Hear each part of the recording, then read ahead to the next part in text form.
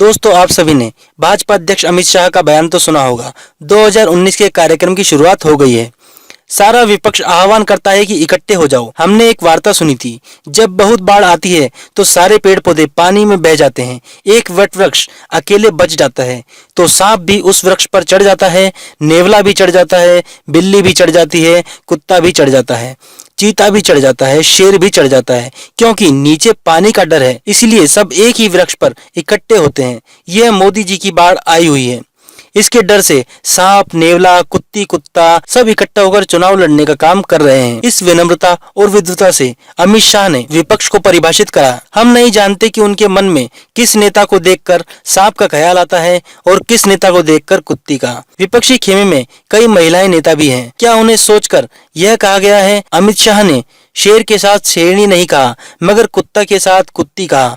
इससे पहले योगी आदित्यनाथ सपा और बसपा के गठजोड़ को सांप सचुंदर का मेल कह चुके हैं। उनके पहले लोकसभा चुनावों में मोदी यूपी में कसाब का नारा लाए थे, मतलब कांग्रेस, सपा और बसपा।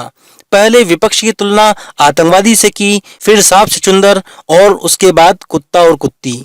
वैसे अमित शाह ने शेर और चीता किसे कहा है पता नहीं, क्योंकि ये भी वटवृक्ष पर हैं। 2014 में मोदी जब मंच पर आते थे तो यह नारा उठता था कि देखो देखो शेर आया। गुजरात चुनाव में भी नारा लगता था कि देखो देखो गुजरात का शेर आया। शेर मतलब किसी से नहीं डरने वाला, मगर अमित शाह ने इस बयान में शेर को भी वटवृक्ष पर चढ़ा दिया। विपक्ष में कौन शेर हो सकता है? भारत की राजनीति में अमित शाह और उनके लाखों समर्थक मोदी को ही शेर समझते हैं। यहाँ तो शेर भी वटवृक्ष पर चढ़ा हुआ है, क्योंकि नीचे पानी का डर है। क्या ये शेर मोदी है या राहुल? विपक्ष को गाली देने के जोश में उन्हें शेर रूपी मोदी को उस पेड़ पर नहीं चढ़ाना चाहिए था जहां दूसरे जानवर भी बैठे हैं। अगर अमित शाह के अनुसार मोदी की बाढ़ है तो मोदी शेर भी तो हैं। मोदी शेर से बाढ़ कब बन गए? वे तो विकास के प्रतीक हैं। विनाश के प्रतीक कब बन गए? हम सब जानते हैं कि भाजपा अपनी बात से पलटने में कभी नहीं कतराती। अब अमित शाह कहेंगे कि बाढ़ उर्वर मिट्टी भी तलाती है, मगर यहाँ तो वे तबाही का पक्ष उभार रहे हैं, विनाश का पक्ष उभार रहे हैं। कोई अध्यक्ष अपने नेता को विनाश का प्रतीक बना सकता है, ऐसी विद्वता उन्हीं में हो सकती है। अमित शाह कितनी आसानी से कहानी बदल देते हैं। उन्हें पता है कि शेर भी डरता है, वरना इतिहास बदलने में जरा भी संकोच न करने वाले अमित शाह कह देते कि सारे जानवर वट वृक्ष पर हैं, मगर एक अकेला शेर तैरता चला जा रहा है।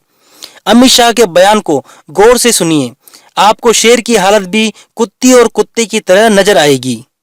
हम सब जानते हैं कि शेर तो फिर भी आदमी को मारकर खा जाता है, लेकिन आदमी को पता है कि कुत्ती और कुत्ता ऐसा नहीं करेंगे। समझ ही आता है कि अमित शाह को कुत्ती और कुत्ते से इतनी विरह क्यों है। कुत्ते की वफादारी युधिष्ठिर से पूछिए। स्वर्ग तक जाने के रास्ते में उनका आखिरी साथी था। सत्ता की सनक में महाभारत का पाठ भी भूल गए अमित शाह। अमित शाह जिन लोगों के बीच यह किस्सा सुनाकर ताली लूट रहे थे, उन्हें पता है कि जब बाढ़ आती है तब आदमी की हालत भी जानवरों की तरह होती है। उसका जीवन ही नहीं, जीवन का सारा संचय तबाह हो जाता है। अगर अमित शाह के बयान का विश्लेषण किया जाए तो यह पता चलता है कि क्या अमित शाह यह बता रहे हैं कि मोदी अब शेर नहीं है? अगर अमित शाह के बयान का विश्लेषण किया जाए तो क्या वह यह बताना चाहते हैं कि मोदी अब शेर नहीं बाढ़ है? क्या अमित शाह यह बता रहे हैं कि राजनीति में गठबंधन करना, एक साथ आना, कुत्ती और कुत्ता का साथ एक साथ आना है? क्या अमित शाह ने अपने एनडीए के भीतर झांक कर देखा है कि उनमें कौन कौन से दल और वे दल कब कब किन दलों के साथ गठबंधन कर चुके हैं? कई दल तो उसी विपक्ष से आए हैं जिन्हें अमित शाह कुत्ती और कुत्ता बता रहे हैं। अमित शाह के पूरे बयान को सुनकर यह पता चलता है कि अमित शाह अपनी जीत की सफलता में सब कुछ भूलते जा रहे हैं। उनके इस बयान में डर को उभारा गया है। वे डर का उल्लास मना रहे हैं। मोदी अब डर का कारण है, आपको उनसे डरना चाहिए। क्या वे यह कहना चाहते हैं? वे उस जनता को मोदी का डर दिखा रहे हैं जो विपक्ष के साथ है। सवाल यह है कि क्या अब मोदी के पास दिखाने के लिए बाढ़ और डर की भयावह तस्वीर के अलावा कुछ नहीं है? क्या वह इस डर को दिखाकर 2019 का चुनाव जीतना चाहते हैं? अब बारी आपकी है, देखिए पूरी रिपोर्ट। 2019 का काउंटडाउन शुरू हो चुका है। सारा विपक्ष आह्वान करता है एकत्रित आओ, एकत्रित आओ, एकत्रित आओ। मैंने एक वार्ता सुनी थी, जब बहुत बड़ी बाढ़ आती है सारे वृक्ष, पेड़ पौधे पानी में बह जाता है। एक वट वृक्ष अकेला बच जाता है तो सांप भी उस वटवृक्ष पर चढ़ जाता है, नेवला भी चढ़ जाता है, बिल्ली भी चढ़ जाती है, कुत्ता भी चढ़ जाता है, चीता भी चढ़ जाता है, शेर भी चढ़ जाता है, क्योंकि नीचे पानी का डर है, इसलिए सब एक ही वृक्ष पर इकट्ठा होते हैं। ये मोदी जी की जो बाढ़ आई है ना, बाढ़, इसके डर से सांप, नेवला, कुत्ता, बिल्ली सब इकट्ठा होकर चुनाव लड़ने का काम कर रहे हैं।